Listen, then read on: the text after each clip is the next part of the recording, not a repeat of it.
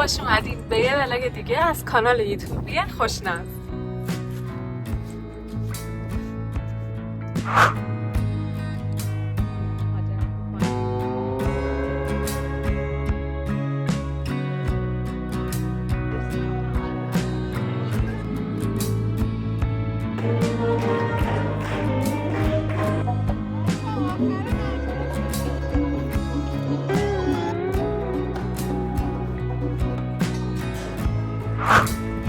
سلام دوستای عزیزم، حالتون چطوره؟ خوبی؟ این ویو به شدت جذابی که دارید می‌بینید دانشگاه من هستش. همونطور که می‌دونید 3 یا 4 ماه دیگه من در سال هفتم میشم، فارغ التحصیل میشم. این روزا به شدت درگیر کار روی پایان نامه مسترم هستم. دیگه این روزهای آخر گفتم بیشتر بیام دانشگاه. امروز هم که یک فستیوال موسیقی خیلی باحال توی دانشگاهمون هست، گفتم ولاگ بگم برای شما ببینید حال هوای دانشگاه ما توی آلمان چطوریه. خب قبل از اینکه بخوام برم توی کافه دانشگاه چون خیلی بیرون سرده، یکم ویو دانشگاه رو نشونتون بدم. تابستونا بچه ها میان اینجا ها میشینن، حالا غذای کافی چیزی میخورن. الان تقریبا باید تابستون باشه اینجا چون خیلی بالاه، روی تقریبا کوه دانشگاه خیلی باد میاد و بیشتر سرده. میبینین آسمون چقدر خوشگله بچه ها. کاش شاید یکم آفتابش گرم بود. بریم از اون سمت هم نشونتون بدم.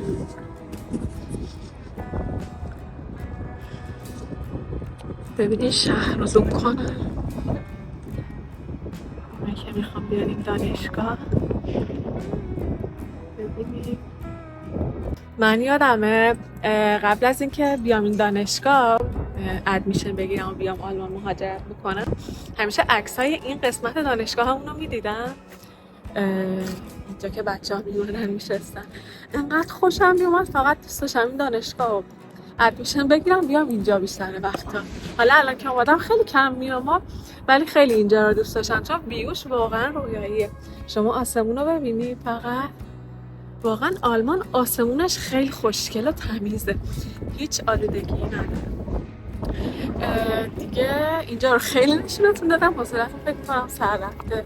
دیگه بریم بخشای بعدی و منتظر فستیوال موسیقی باشیم.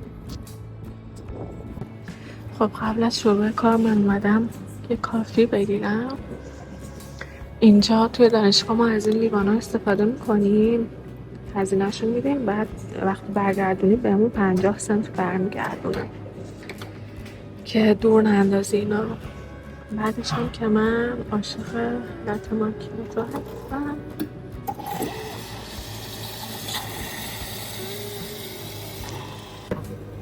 تموم شد. الان باید بریم حساب کنیم. ساعت هم باز شده، الان میفته. اینجا که دونات داره.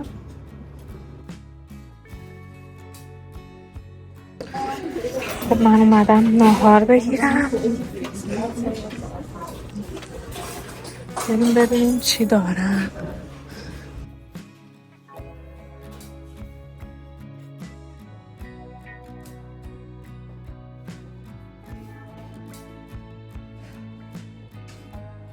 خب من این غذای وگان رو گرفتم، آبای گازدار آلمان. خب بچه ها اومدم توی منزه دانشگاه. اینجا رو خیلی توی ولاگام دیدی. منزه همون سالن غذاخوریه. بازم این ویو قشنگش رو مثل همون کافه است. ویوش دیگه بیرون نمیرم، باید بزرگتره محبته بیرون. اینجا هم کار میکنم. قبل از اینکه برم غذا بگیرم میتینگ داشتم. ساعت 4 فستیوال موسیقیه که با هم میریم، 2 ساعت دیگه تقریبا. بچه ها آوردمتون نمای بیرون دانشگاه آفتابی. احتمالا اینجا خیلی دیدین. دانشگاه همونو کتابخونه که اونجا بود، یه ولاگ مجزا در مورد کتابخونه‌مون بود نشونتون دادم، بالای صفحه میارم. خیلی کتابخونه دانشگاه همون قشنگه. اینجا هم که محوطه بیرونه، چه سکوتی. به به. یکم اینجا اومدم بیرون توی آفتاب بشینم، نیاز داره بدنم به آفتاب. به خصوص من که کمبود ویتامین دی هم دارم. از وقتی اومدم آلمان چند بار آزمایش خون دادم، کمبود شدید ویتامین دی. تا آفتاب میشه میام بیرون، از هوا، از آفتاب اینجا لذت میبرم. من کلا بچه عاشق هوای بارونی و برف و سرما هم. به خاطر اینکه من میگرن دارم، توی ایران تا آفتاب میشد من سردرد میگرفتم، به خاطر هم خیلی آفتابو دوست نداشتم. ولی آفتاب آلمان یکم متفاوته، نمیتونم چجوری بگم. الان نشستم زیرش دیگه، ایران بودم سردرد میگرفتم. آفتابش خیلی شدتش کمه، یه گرمای خیلی خوبی داره، خیلی لذت بخش زیرش بشینیم. به خاطر همین اینجا اصلا من سردرد نمیگیرم و الان خیلی منتظرم که تابستون بشه. خیلی هواش، آفتابش حال میده. حالا نمیدونم، شاید هم به خاطر این باشه که بدنم نیاز داره به ویتامین دی. اینجا رو خیلی چه سکوتی، خیلی دوست دارم وقتی خلوته. بچه‌ها من یادمه دوباره یه خاطره از قبل از مهاجرت، وقتی که دانشگاه ها رو سلکت می‌کردم که اپلای کنم، همیشه قبلش سرچ می‌کردم عکس دانشگاه ها رو می‌دیدم. همیشه دقیقاً از این ویو عکس این دانشگاه رو می‌دیدم که توی همین محوطه یه محوطه قشنگی داره. دانشگاهمون ساختمانش دوست داشتم.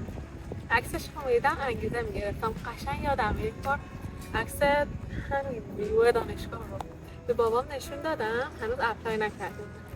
گفتم یعنی میشه این دانشگاه من ادمیشن بده؟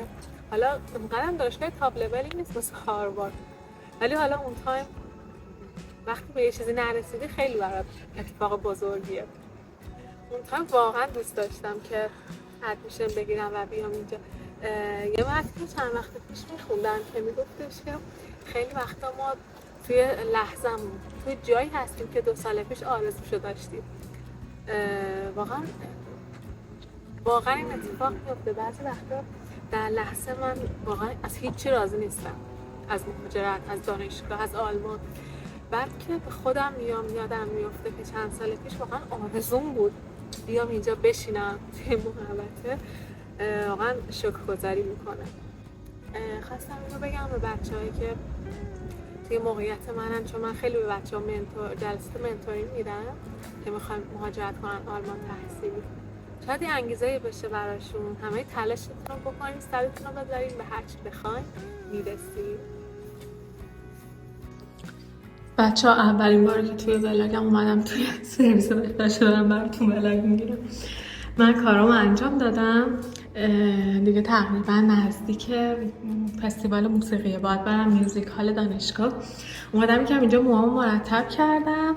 من نمیدونم چرا موامو که میبافم ورزشم، حالا باشگاه میرم چرا قابل درکه، ولی دانشگاه هم که میام موامو میبافم کلی به هم میریزه. اومدم دوباره باز کردم، موامو بستم، واکس مو زدم. نمیدونم شما هم اینطوری هستین یا نه. موهای بچه‌مو ریز ریز در میاد، موها همش میره روی هوا، برای هم مجبورم واکس مو بزنم دیگه. موهامو مرتب کردم که بریم ببینیم چه خبره این فستیوال موسیقی، چون اسمایی کسایی که پلی میکنن رو دیدم، چند تا ایرانی هم توشون بود. بریم ببینیم چه خبره.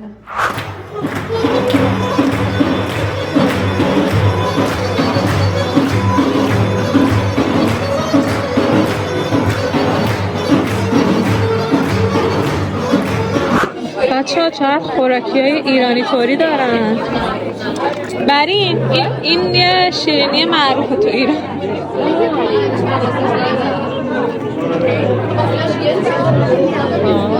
بهش میگن شیرینی زبون. اینو کیه برای دارم بلاگ یوتیوب میگیرم. ملی بچه ها یاد ایران افتادم.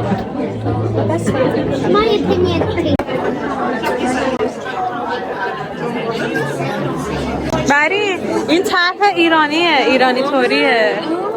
اسمی هم داره، اسمش الان یادم نیست.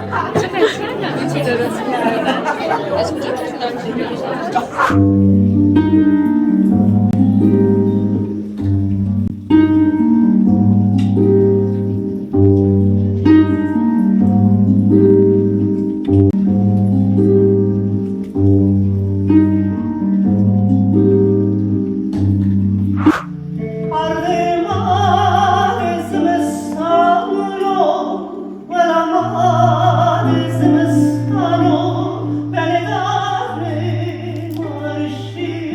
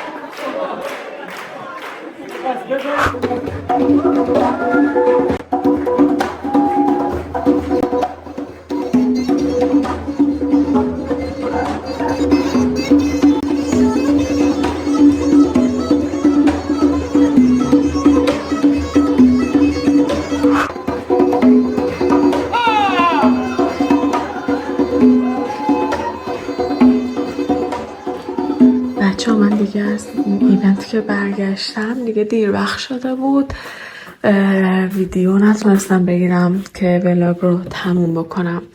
الان اومدم بخوابم، دیدم توی خونه خیلی روشنه، دیدم ماه انقدر توی آسمون پر نوره، میبینید مثل یه چراغ، مثل یه مهتابی روشنه.